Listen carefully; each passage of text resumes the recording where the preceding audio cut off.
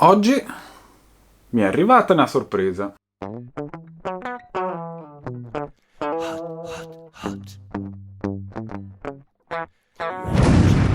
Ciao a tutti! La coltivazione dei peperoncini in vaso richiede l'utilizzo di terricci come per esempio quelli specifici per ortaggi, dove sul retro della confezione saranno indicati alcuni valori, tra cui il quantitativo di azoto, di fosforo, di potassio e il valore del pH. Grazie a questi valori sapremo quando e quanto concimare.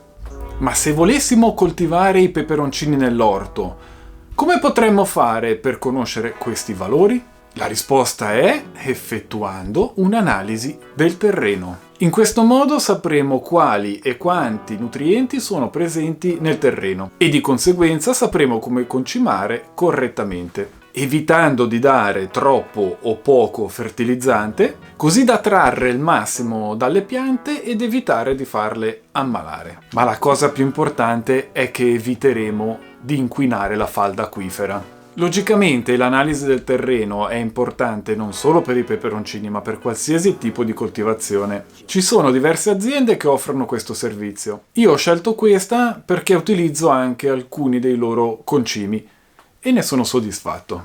Per effettuare l'analisi è necessario acquistare la loro busta contenente le istruzioni, un formulario da compilare e un sacchetto di plastica in cui inserire il terreno da analizzare. Nel formulario ci viene chiesto se vogliamo coltivare ortaggi, bacche, frutta, fiori o semplicemente un tappeto erboso. Che tipo di concimazione desideriamo fare? Organica, biologica, minerale? Ed infine se effettuiamo apporti di letame o di compost. La procedura per prelevare il campione di terra da analizzare è la seguente. Dobbiamo procurarci una piccola vanga, 1 metro, un secchio pulito e un vasetto di yogurt vuoto. Scegliamo dai 4 ai 6 punti nell'area che vogliamo coltivare ed effettuiamo delle buche profonde 20 cm.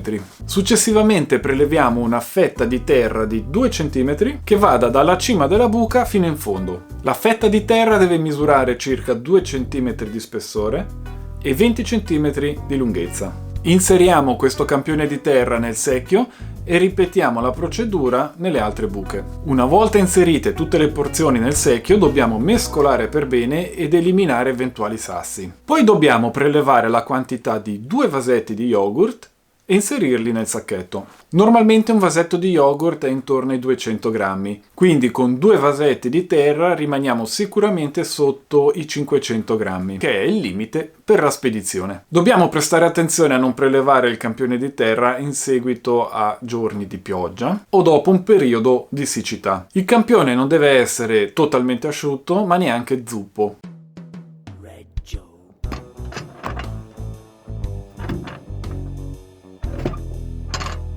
Dopo circa 15 giorni, l'azienda ci invierà i risultati delle analisi. La tabella riporta i valori del pH, azoto, fosforo, potassio, quantitativo di humus, il calcare. Ci daranno anche qualche consiglio per migliorare ed equilibrare i valori in base a quello che coltiveremo. Nel mio caso, i risultati dell'analisi hanno mostrato che il valore del pH è leggermente basso, l'azoto è elevatissimo, il fosforo è basso, il potassio è basso, l'humus è elevatissimo e il calcare è basso. Se non avessi conosciuto questi valori, avrei concimato fin da subito con un normalissimo concime NPK contenente anche azoto, aumentando ulteriormente la concentrazione di azoto che è già troppo elevata.